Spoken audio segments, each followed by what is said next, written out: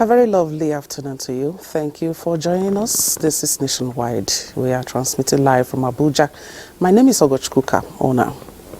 President Bola Tinubu has launched the Expatriate Employment Levy, EEL, a new scheme targeting more employment opportunities for Nigerians and more revenue for the government. The president also unveiled the handbook for the scheme, which is under the Ministry of Interior. We'll bring you details of these reports in the course of the bulletin or subsequently. And now the Nigerian Labour Congress has started its 2 days nationwide protest. Here in Abuja, members of the union marched from the Labour House to the National Assembly protesting economic hardship and insecurity. Labour correspondent Joseph Otsen reports that leadership of the 10th National Assembly assured Nigerians that government is engaging with all stakeholders to address the situation as soon as possible. We may bring you details of that report also in the course of the bulletin. And now the Minister of State, Labour and Employment, Nkiruka Onyejocha, is appealing to the organized labour to return to dialogue. Speaking in Abuja, she notes that the federal government has to a large extent implemented substantial parts of agreement reached with organized labour. Joseph Otsen reports. The minister pointed out that it is evidence that the 35,000 naira wage award agreed on for 6 months has been paid to federal government workers, as states are also encouraged to do same.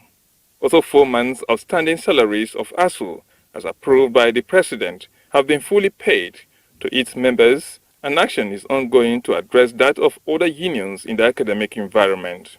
So far, more than 3 million households, including vulnerable pensioners, benefited from the 25,000 monthly conditional cash transfer.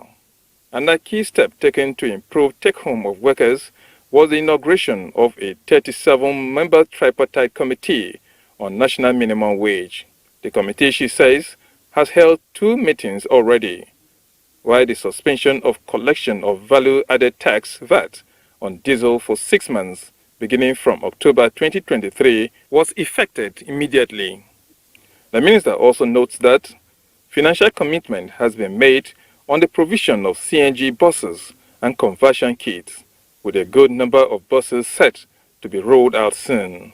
Stakeholders are also engaged on tax incentives to businesses. Distribution of subsidized fertilizer was one of the major components of the October 2nd Memorandum of Understanding. This, the minister notes, government has made tremendous progress in this regard. Meanwhile, plans are in top gear to accelerate the process of job creation through the release of funds to micro and small-scale businesses. Furthermore, a joint visitation by government and organized labor to the refineries was agreed on, and that the Minister of Labor and Employment says was successfully carried out on the 21st of February 2024, where it was also established that the Port Harcourt refinery is 80% completed. Another content of the October agreement was the leadership crisis rocking NURTW and RETEN. Government waded into the matter, and the issues are amicably resolved, with the transporters operating their businesses peacefully. Though implementation of many of the agreements reached with labor leaders may take longer time, the Minister of State, Labor and Employment believes the substantial progress made demonstrates government commitment in honoring the signed October 2nd agreement. In Abuja, Joseph Otsen, NTA News. Now live in the studio is the head International Relations and Liaison to the National Assembly and Nigeria Labour Congress, is Uchenna Ekwe. Thank you, Mr. Uchenna, for joining us on Nationwide. Thank you very much. Okay, you've been taking notes of events. So why the strike, despite the government's implementing substantially the October 2nd agreement? The first point to start is that it took only the notice of the action for these meetings and discussions to start. That since October 2nd, it was like after that document was signed, it was abandoned. Several letters were written and no reaction. And it took a strike notice, which was also now added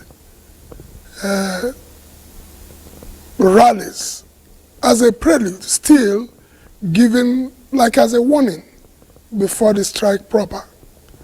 So that fact alone shows that that document was abandoned. These things being presented today as substantial progress are things that started happening just 2 days ago. And the rally and the protest was specific in any case. It is focused because we will go into if you watch on our own part, the labor movement, we have carefully avoided going into the debates of what have or have not been done on the October 2nd agreement. The protest is focused on drawing attention to the hardship Nigerians are facing, the high cost of living, the crashing of the naira against not just the dollars, but against all the currencies, even within the West African sub-region. If you cast your mind back, in the past few years, if you use naira and try to get some CFAs, you might need a bag to carry the CFAs you get. But the reverse have totally become the case, where now naira has become weaker than all the currencies used in West African sub-region. Okay, Mr. Uchenna. Now the currency situation is global. So why is NLC not giving the government time to address this situation? I don't understand what is global about the currency situation. It's just the naira have fallen, and that is why I avoided even trying to lay emphasis on the dollar. I am now laying emphasis on CFA and weak currencies used within Benin Republic, Cote d'Ivoire, Togo, and all the countries surrounding us in West Africa. Okay, There's nothing global about the collapse of naira. Let me come in here. What about, I'm talking about inflation, which is a global issue now. Yeah. Yes, we understand that there is economic crisis globally. But also just opposite with what is happening in other areas where there are crises. Yes, there is inflation in Europe, but also you also can point out extensive intervention by government by lowering energy costs, assisting households in payment of energy costs. But we are facing a situation where in the rising inflation, the only thing that is not rising is the income of the working people in Nigeria. Okay, Mr. Uchenna, what can you say about the TUC pulling out of this protest? And what would you think would be the outcome after this protest? What do you think would be the outcome? Will it help? TUC is a trade union center, and they have their modus operandi. NLC is a trade union center, the #1 trade union center. We are focused on our job. We are focused on the fact that we are of a knowledge, not by theory, not by anybody's information, that a carton of Indomie is now 17,000 naira and 18,000 in some places. We are focused on the fact that the indices given by World Bank for what is the minimum for feeding of an individual per day is $2. All right. And that the fact that a family of 6 needs $12 to feed in a day, feeding. We're not talking about house rent. And that means in a month, if you be talking about $300 and something dollars, okay, which will be coming to about 700 and something thousand. Thank you very much, Mr. We the NLC know that the Nigerian workers' salary. Uchenna, we want to thank you. I'm afraid that's where we can land on your contribution on Nationwide today. We thank you so much, and we're heading straight to Lagos now for more reports, and Adiola is standing by. Thank you, Ogachikuka. A few days of rain in the city of Lagos has already caused flooding in 7 communities. This development, according to NEMA, is a clear indication of what might happen when the rainy season starts fully. Larik Belei reports that environmentalists believe early preparations should be in top gear to mitigate flood disasters in the state. Rapidly expands due to its growing population, thereby overstretching existing infrastructure. The increasing demand to maintain its waterways and drainage channels compounded by sea level rise often brings about severe annual flooding, especially during rainy season. Some communities have recorded disruptions in their socio-economic life due to flooding. Environmentalists say a proactive environment management plan is key to mitigating tales of woe caused by flooding each year, and the first step is preparing for the rainy season. The local governments have what we call flood abatements gang in each of the local government. This gang have to be regularly mandated or mobilized or activated to move to various neighborhoods to clear drainages, which will have overwhelmed the resident. We have collector drainages. These collector drainages are the responsibility of the flood abatement gang to clear. A mega city like Lagos should, for now, because it can only grow bigger in the city, now a proper environmental reassessment, environmental re-evaluation, because the more people flock to Lagos, the more challenges the city throws up.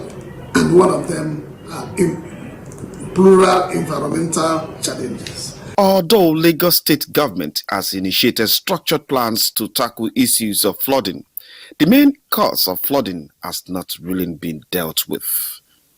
In Lagos, Larry Bileyi, NTA News. That's a bit from here. Nationwide will continue in just after this break. Please stay with us.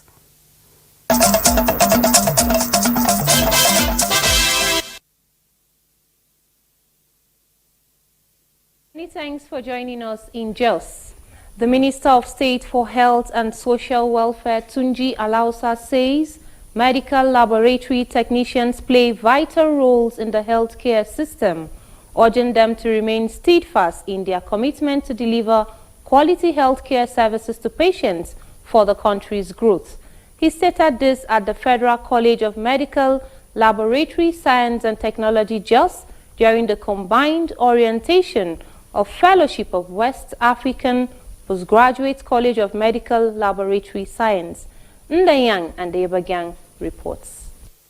The combined ceremony of the orientation of Fellowship of West African Postgraduate College of Medical Laboratory Science, orientation of medical laboratory technicians, and matriculation of newly admitted students of the college attracted scientists from within and outside the country. We need to attend to the patients that are coming to the hospital. We hope to gain more skills that will contribute to the delivery of quality healthcare services, so that at the end of their training, they can offer specialized services to the hospitals and other establishments where they will work. Minister of State for Health and Social Welfare, Tunji Alausa, represented, called on the postgraduate fellowship trainees of the college, the inductees, and the newly admitted students to adhere to ethical standards as it is paramount in ensuring the well-being of those they serve. To take this next step in your professional journey, remember the profound impact that your work can have on the lives of others.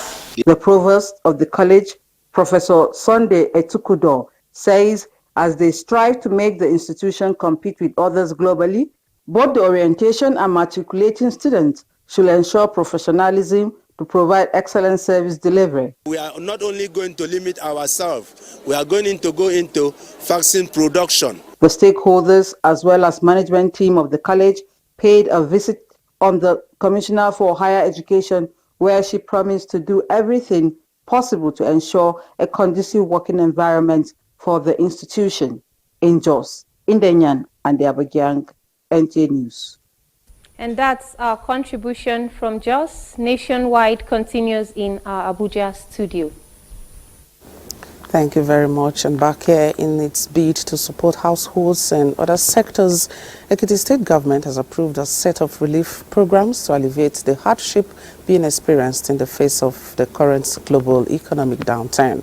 A statement signed by Special Advisor to the Governor on Media, Layinka Oyebode, says the Governor approved an increase of 600 million naira per month in the subvention of autonomous institutions, payment of 2 months pension arrears of state and local government workers to the tune of 1.5 billion naira, in addition to the sum of 1 billion naira to improve food production, among others. The statement adds that the state government will also launch 500 million naira loan program to support medium and small-scale businesses in Ekiti State. The former Director General of Voice of Nigeria, VON, Mr. Osita Okechukwu, has commended President Tinubu for his desire to renew the status of Southeast as one of the industrial powerhouses of the country as he moves to revamp Nigeria's critical infrastructure backbone, electricity. Mr. Okechukwu, a founding member of the APC, was reacting to the Southeast Business Roundtable for Light Up Nigeria initiative, chaired by Vice President Kashim Shettima, as project for improving power supply to industrial clusters across the country, with Southeast as second in the series. He commended President Tinubu for vindicating some of them from APC in the Southeast who had maintained that he will not abandon the Southeast. Mr. Okechukwu believes that the unbundling of Enugu coal deposits for coal-fired power plant, investing huge in gas pipeline in the region, and upgrade of Eastern Corridor rail line to safeguard gauge like the Western Corridor will be a lasting legacy of President Tinubu in the Southeast.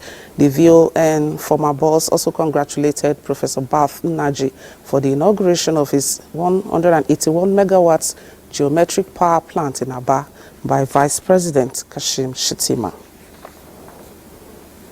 The Osun State Government has launched a cooperative loan program of 1.1 billion naira targeted at artisans across the state in a bid to complement the efforts of the federal government in bolstering the economy. This initiative by Governor Adeleke's administration aims to empower artisans with financial resources to expand their businesses and contribute to economic growth at the grassroots. Femi Afarigun has details. Target of the 1,145,400,000 naira loan to cooperatives in the state is to reach out to over 15,000 artisans in the state. The loan, which is the first phase, is part of the state government's broader strategy to support small-scale entrepreneurs and create opportunities for economic empowerment. Governor Adeleke emphasized the importance of uplifting artisans who play a vital role in the state's economy. And beneficiaries to ensure sustainability of the loan scheme by making the system true a revolving scheme. As applications open and disbursements begin, stakeholders are optimistic about the transformative impact this initiative will have on the livelihoods of artisans and the overall economic landscape of the state and Nigeria as a whole. In Osogbo, Femi Afariogun, NTA News. Now live from Osogbo is Femi. Femi, can you shed more light on the loan being given to various cooperative societies by the state government as efforts at improving the economy of the state? Thank you, Gochuku. As the country navigates through the evolving economic landscape and the federal government is leaving no stone unturned to improve the economy, it is pertinent for states at this crucial time in their own way complement federal government efforts to develop the economy. And that is what is happening in Osun State with the 1.1 billion naira cooperative loan for artisans. The loans are structured to be accessible and flexible with favorable repayment terms for the beneficiaries. This loan given to artisans across the 332 wards in the state is to, among other things, ensure that they form themselves into groups of pool and share their expertise. All right, so how are the people feeling about this? Through this program, eligible artisans, including carpenters, welders, tailors, and craftsmen, can access affordable credit to invest in their equipment, raw materials, and infrastructure. The program is receiving much needed attention, and the government on its part is employing those beneficiaries to ensure that they return this loan for other people to be able to benefit from this loan. All right, thank you very much, Femi Afariogun, for that update. And now the Central Bank of Nigeria, CBN, says it has approved the sale of foreign exchange to eligible bureau de change operators to meet demand for invisible transactions. Circular by the Apex Bank indicates that a sum of $20,000 is to be sold to each at a rate of 1,310 naira to $1 each. CBN also said all BDCs are allowed to sell to end users at a margin of not more than 1% above the purchase rate from CBN. All eligible BDCs are directed to make the naira payments to designated CBN foreign currency deposit naira accounts and submit confirmation of payment with necessary documentation for disbursements at the appropriate CBN branches, the circular said. In its bid to make the Central Bank of Nigeria more accountable and efficient, the Senate has passed for second reading a bill to amend the CBN Act. Provisions in the bill seek to strengthen the Apex Bank in maintaining monetary and price stability that will support economic growth. The bill, sponsored by Senator Adetokunbo Abiru and other members of the Senate Committee on Banking, also wants a single tenure for the governor and deputies, as is the practice in the United States and Europe. The amendment proposes placing of limits on temporary advances to the federal government and increasing the CBN's authorized capital from 100 billion to 1 trillion naira. Other provisions in the proposed bill requires that the budgets of the CBN, as approved by the board, can only be implemented when approved by the National Assembly for effective oversight. All right, the Abuja Environmental Protection Board is carrying out a routine onslaught against illegal shanties and nuisances perceived to be hideouts for criminal elements. Informal Junta reports that this is in a bid to sanitize the federal capital city. From the removal of illegal shanties defacing the nation's capital, the Abuja Environmental Protection Board is also clearing the city of traders, hawkers and destitutes operating on road corridors. Director, Abuja Environmental Protection Board, Osilama Brahma and Head of Operations Kaka Ibrahim, alongside men from some security agencies, led the day and night clearing exercise at various locations in Abuja. Seizure of illegal substances were made and arrests were carried out. We have increased our activities because we've realized that these shanties also pose as hideouts for criminals and miscreants in the city. So we're going to sustain this effort for the next 3 months.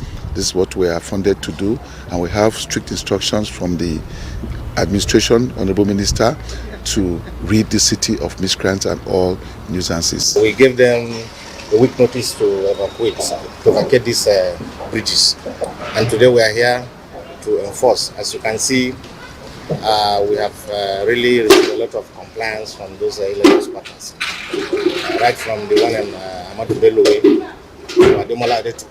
here also in Amadou Bello.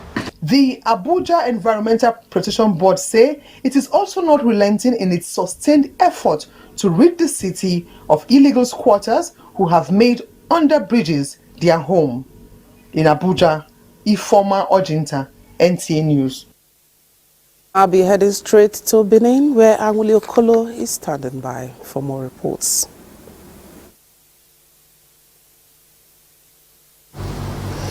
Good afternoon. Oh God, you are welcome to Benin. Nigerian workers are among the worst hit by the current economic hardship in the country, occasioned by the rising cost of food items and general cost of living. Some labor leaders in Edo State stated this while leading a peaceful protest organized by the Nigerian Labour Congress over hunger and hardship being experienced in the country. Jude Abugu tells us more. Members of NSC affiliate unions and coalition of civil society organizations in the state walked through major streets to register their worries over the current hardship being experienced in the country. As they marched towards Edo State seat of power, the protesting workers and activists through songs lament challenges Nigerians currently face. We want them to bring the food price down to the barest minimum. 2, we want them to also bring the price of fuel down to the barest minimum so that the commoners can buy fuel the way they can buy. And we also want them to bring the price of cement down. The President of the Federal Republic of Nigeria and the 36 state governors should fix our economy. They should reduce drastically the high cost of living. They were received by the State Commissioner for Communication and Orientation, Chris Lehikari, on behalf of Governor Godwin Obaseki. He read out some measures already in place in the state to ameliorate the suffering of the people. We have put in place a lot of things to make sure we have a bumper harvest as we move forward. But in the meantime, for palliatives, we are working so closely now with the farmers to make sure that they have inputs into the farming in preparation. The protest continues across the country. The protesting workers are expecting some kind of respite, even as they continue with the protest the next day, to keep demanding for urgent government attention towards arresting the situation that has brought hunger and hardship to Nigerians. In Benin, Jude Abugu, NTA News. The global concern over climate change has raised alarm about its potential link to the rise in viral diseases, posing challenges to public health. Residents of Akure in Ondo State have been experiencing humid, tropical, hot and dry conditions, often resulting in dusty environment. In this special report, Abdul Karim Ahmed examines the impact of climate change on humans and rise in viral diseases. The dry season typically spans from December to March, marking the peak and transition to another season.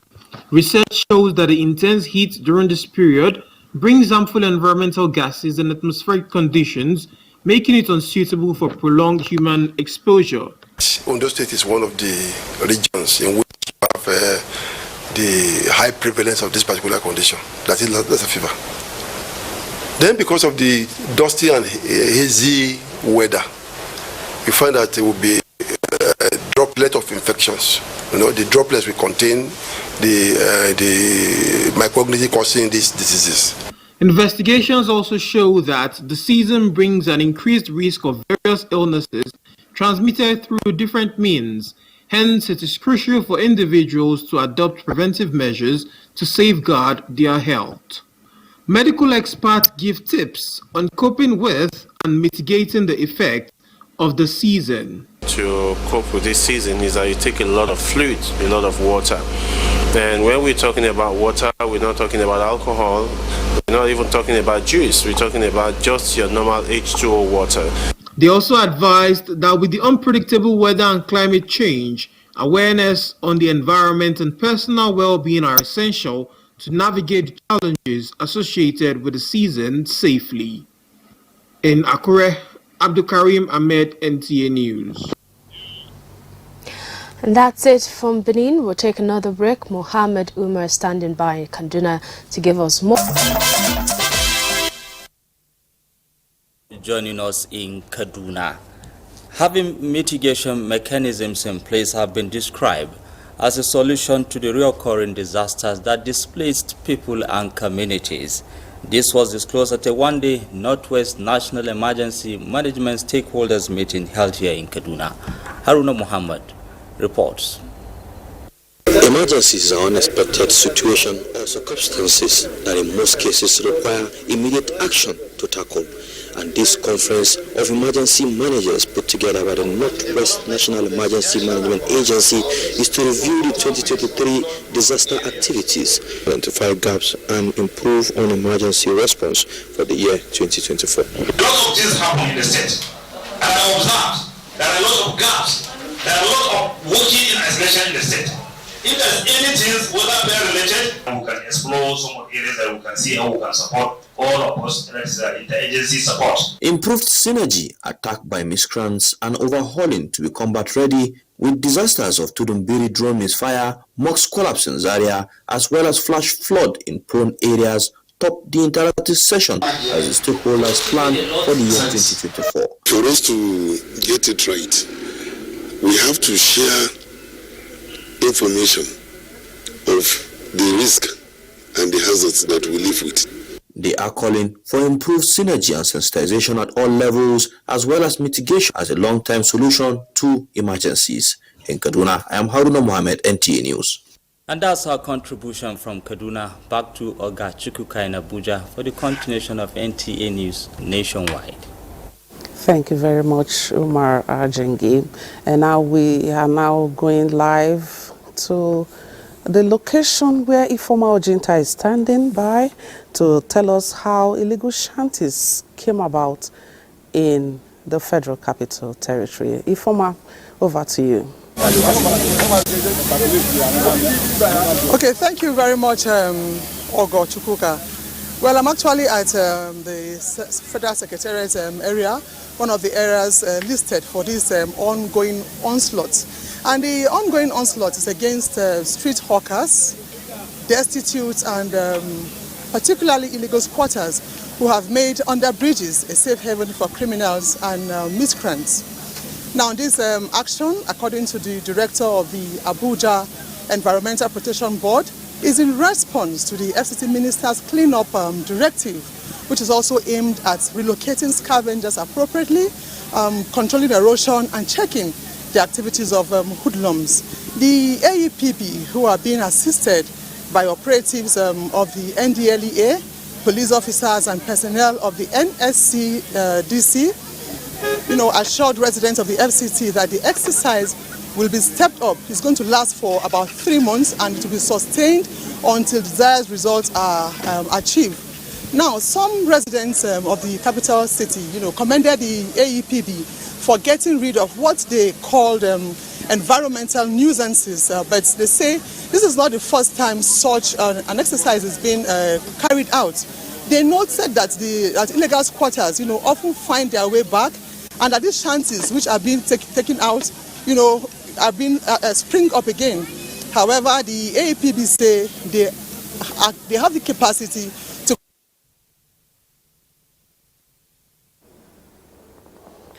Oh, I'm afraid we lost contact with the former Junta there, and I was going to ask her how it feels being on the other side of the news. Okay, I understand the former is back now to continue where she stopped. Okay, I was saying that residents of the FCT, have commended this exercise by the Environmental Protection Board, but they expressed worry that this is not the first time such exercise is being carried out. They noted that these illegal squatters often find their way back and that these shanties, spring up again. However, the AEPB say they have more than 700 personnel on this operation and will take drastic measures to ensure that this does not happen, while stiffer penalties will be meted out to defaulters. Okay, does it mean when they come back, does it mean previously there were no sanctions on those found wanting? The AEPB have complained before now that the laws, guiding some of these offences are outdated. You have somebody who, after clearing the person, he goes back. You have people paying penalties of about 2,000 naira. They are calling, for a review of these stiffer penalties, will be meted out on the defaulters. But they have said that this operation will be sustained, and they have more than enough personnel to continue to take out these shanties as people continue to, as they continue to spring up. The AEPB director have described what is going to happen between the agency and the defaulters as when a bird, learns to fly without perching. I will also aim to shoot, without missing. So it's going to be an ongoing operation. As they erect these structures, they have people to bring them down. Just before I let you go, how does it feel being on the other side of the news today? Well, it's a case of the interviewer becoming the interviewee. It's quite odd, being on the other side of the camera this time around. Thank you so very much. Right. That's all I have for you for now. Thank you very much, and it's a pleasure connecting with you. Now, although Nigeria is not at the epicenter of natural disasters, proactive measures must be taken to monitor the seismic activities. Minister of Solid Minerals Development, NDLEA, stated this at the inauguration of the Nigerian Geological Survey Agency Seismic Monitoring Station 5 at Katampe, Abuja. Mie Ogidi reports. Details of the nation's topography show that Nigeria is from a privileged background. Not much fear of any alarming underground disaster. But nature cannot be predicted, so contingency arrangements need to be made. And this Nigeria Geological Survey Agency Seismic Monitoring Station within the premises of the ASO Radio and TV Katampe, Abuja is one of such contingency measures to keep an eye on the movement underground. The project excites the Minister of Solid Minerals Development, NDLEA, as he inaugurates the center with promises of more. When there is a tremor here and this equipment records it, the international institutions responsible for monitoring would also be able to gauge what's going on in Nigeria and would also be able to extrapolate with other adjoining countries, So it's the best thing that could have happened to Nigeria. We will expand the scope to cover other parts of Nigeria so that everywhere, at every angle, we'll be able to monitor seismic tremors and activities in this country. If we are able to densify the whole country, the information we gather from our seismic stations, we will use this in planning so that we make predictive analysis of possible events that may happen in the country. When we do this, we'll be able to talk to agencies such as NEMA and so on to plan ahead if there will be any devastating event that we got. This is the 5th Seismic Monitoring Center by the Nigerian Geological Survey Agency. Mie Ogidi, NTA News. The National Drug Law Enforcement Agency, NDLEA, has successfully dismantled and arrested members of an organized criminal organization which specializes in trafficking heroin across Nigeria, South Africa, Mozambique, Europe, and America. A statement by the agency's Director for Media and Advocacy, Femi Babafemi, indicates that the consignments were concealed in 15 cartons of 22,300 watts metal cutting machines. Each carton was stocked with 3 blocks of high-grade heroin. In total, 45 blocks of the illicit substance with a total weight of 49.70 kg were recovered. Chairman, Chief Executive Officer of NDLEA, Brigadier General Mohammed Buba Marwa, retired, said its syndicate has a wide network in Nigeria due to the quantity of the consignments seized, as several others were marked with code names showing that they belong to different members of organized criminal groups. The statement adds that follow-up operations uncovered from the suspects a long list of receivers of illicit drugs and the kingpin identified here in Nigeria. The Joint Border Patrol Team, Sector 4 Northwest, has intercepted 2 consignments loaded in a truck with duty paid in the value of 16 million naira in Katsina State. The coordinator of the team, Customs Controller Kola Oladeji, stated that the items were intercepted in Funtua local government area of the state. Awal Haliru has details. Consignment consists of 365 bags of tiger nut and 30 bags of date alleged to have been imported into the country. The truck was intercepted on Funtua Road when the 2 drivers abandoned the vehicle and ran away on sighting the operatives of the Joint Border Patrol Team. The coordinator reiterated the result of the team in the fight against the activities of economic saboteurs while warning traders not to engage in illegal business, saying Nigeria Customs Service is ready to encourage legitimate business. It's our job to facilitate trade, facilitate genuine legal trade, not this type of trade. This one is having negative effects on the economy. The scarce foreign exchange is being used to bring all this rubbish. As far as the law is concerned, they don't want to see it. So why should you engage in it? He added that the Joint Border Patrol Team is ever ready to ensure that smugglers are checked accordingly because of their nefarious activities, which are undermining the nation's development, especially in this period of facing food scarcity. In Katsina, Awal Haliru, NTA News. Fighting corruption to a standstill and ensuring conducive business environment are 2 critical areas for sustainable economic development. Governor Umar Namadi made this observation while swearing in the chairman and members of Anti-Corruption Commission and Ease of Doing Business Committee in Dutse, Jigawa State.